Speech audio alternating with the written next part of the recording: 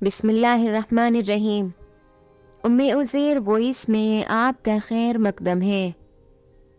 معزز سامعین، آج ہم آپ سے حضرت نوح علیہ السلام کے واقعے کے بارے میں ذکر کریں گے۔ حضرت نوح علیہ السلام کا تذکرہ قرآن مجید میں 42 جگہ آیا ہے۔ حضرت آدم علیہ السلام کی اولاد دنیا میں خوب بڑھی، آہستہ آہستہ یہ خدا کو بھولتے گئے جس نے اسے پیدا کیا تھا اور جو ان کا پالنے والا ہے، اور شیطان کے بہکائے میں آنے لگے جس نے حضرت آدم علیہ السلام کو جنت سے نکلوا دیا تھا۔ شیطان کے بہکائے میں آ کر یہ لوگ بتوں اور آگ، سورج وغیرہ کو پوجنے لگے اور ایک خدا کی بجائے مٹی اور پتھر کے بہت سے خدا بنا لیے۔ اپنے ہاتھ سے اپنا خدا بناتے اور پھر ان سے مانگتے، حالانکہ یہ مٹی اور پتھر کے خدا اپنے لیے کچھ نہ کر سکتے تھے۔ ان کے لیے کیا کرتے؟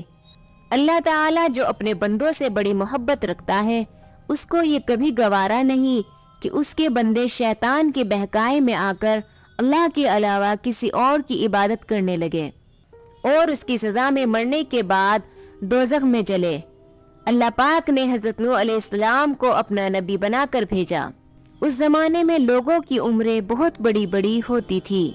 حضرت نوح علیہ السلام 950 سال تک اپنی قوم میں واعظ کرتے رہے کہ اے لوگو، صرف ایک اللہ کی عبادت کرو اور میرا کہنا مانو، وہ تمہارے گناہ بخش دے گا۔ لیکن لوگوں نے حضرت نوح علیہ السلام کی باتوں کو نہ مانا اور اپنے کانوں میں انگلیاں دے ڈالی اور کپڑے اوڑھ لیے تاکہ حضرت نوح علیہ السلام کی آواز کانوں تک نہ پہنچ سکے۔ حضرت نوح علیہ السلام ہمت نہ ہارے، وہ برابر سمجھاتے رہے اور کہتے رہے، اے لوگو، اللہ سے معافی مانگو، وہ بڑا معاف کرنے والا ہے۔ وہ تم پر آسمان سے بارش برسائے گا تاکہ تم خوب اناج پیدا کر سکو، اور اس کے ذریعے سے بڑے بڑے باغ پیدا کر دے گا، ان میں نہریں پیدا کرے گا، تمہیں مال و دولت دے گا اور بیٹے دے گا۔ تمہیں کیا ہو گیا ہے کہ تم خدا کو نہیں مانتے؟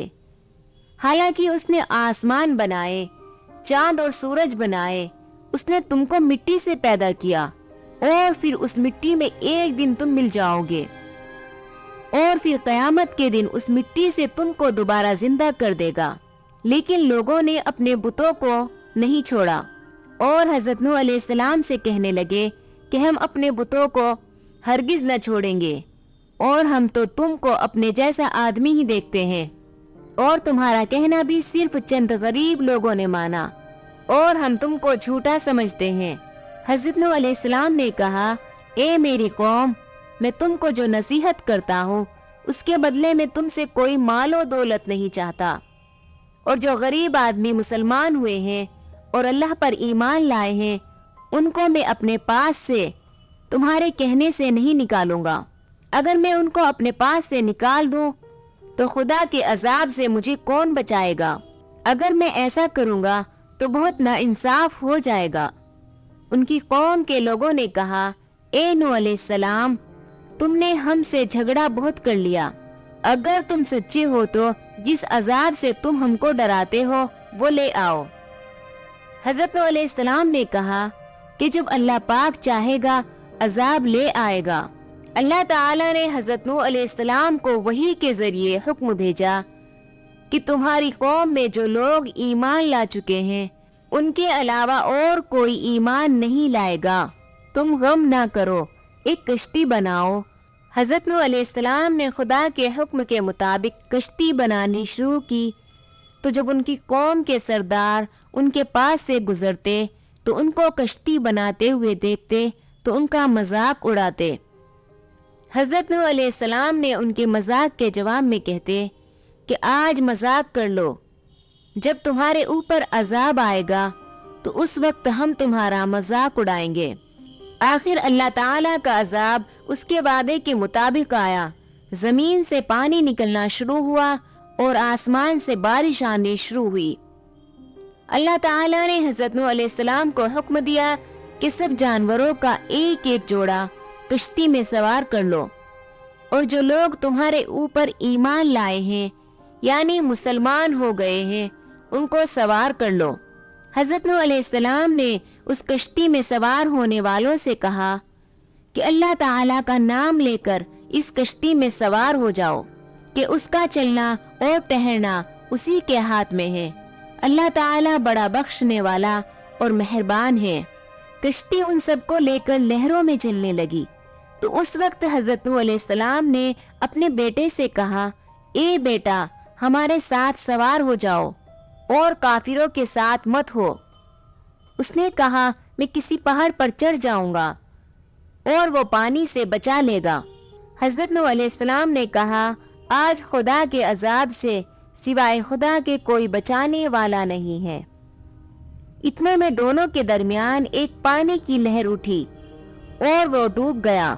پھر خدا تعالی نے زمین کو حکم دیا کہ اپنا پانی نگل جا اور آسمان کو بھی حکم دیا کہ پانی برسانا بند کر دے، یہاں تک کہ پانی خشک ہو گیا اور تمام کافر دنیا میں ختم کر دیے گئے۔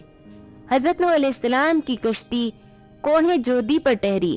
حضرت نوح علیہ السلام نے اپنے پروردگار سے عرض کیا، اے میرے رب، میرا بیٹا بھی میرے گھر والوں میں سے ہے اور آپ کا وعدہ سچا ہے۔ یعنی حضرت نوح علیہ السلام کا مطلب تھا کہ اللہ تعالیٰ، آپ نے وعدہ فرمایا تھا کہ تیرے گھر والوں کو اس طوفان سے بچا لوں گا، پھر میرا بیٹا کیوں ڈوبا؟ تو خداوند تعالیٰ نے فرمایا کہ اے نوح علیہ السلام، تیرا بیٹا تیرے گھر والوں میں سے نہیں تھا کیونکہ اس کے عمل اچھے نہیں تھے۔ میں تجھ کو نصیحت کرتا ہوں کہ ایسی باتیں نہ کر جو تیرے علم میں نہ ہو، اس لیے کہ کنعان اللہ کے علم ازلی میں کافر تھا اور یہ بات نوح علیہ السلام کے علم میں نہ تھی۔ حضرت نوح علیہ السلام نے اللہ پاک سے توبہ کی اور اپنی کہنے کی معافی چاہی۔ اللہ پاک نے ان کو معاف کر دیا اور حکم دیا کہ اے نوح علیہ السلام، ہماری طرف سے سلامتی اور برکتوں کے ساتھ اتر جا۔ اس کے بعد حضرت نوح علیہ السلام کی امت سے دنیا بسی اور آہستہ آہستہ ان کے بال بچے آباد ہوتے گئے۔ یہ سب لوگ خدا تعالیٰ کی اطاعت کرتے رہے۔ زمانہ گزرتا گیا اور آہستہ آہستہ شیطان نے پھر بہکانا شروع کیا تو یہ لوگ خداوند تعالیٰ کو بھولنے لگے۔ حضرت نوح علیہ السلام اللہ تعالیٰ کے اتنے بڑے پیغمبر تھے، اپنے بیٹے کو اس کے برے کاموں کی وجہ سے اللہ تعالیٰ کے عذاب سے نہ بچا سکے۔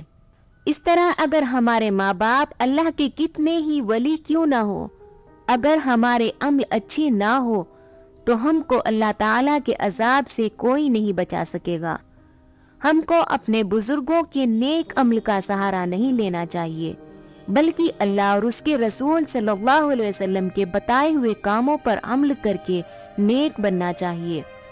اسی وجہ سے اللہ تعالیٰ نے قرآن مجید میں کہا ہے کہ اگر تم ایک ذرہ برابر بھی نیکی کرو گے تو اس کا بدلہ ہم تم کو دیں گے، اور اگر ایک ذرہ برابر بھی برا عمل کرو گے تو وہ بھی تمہارے سامنے آ جائے گا۔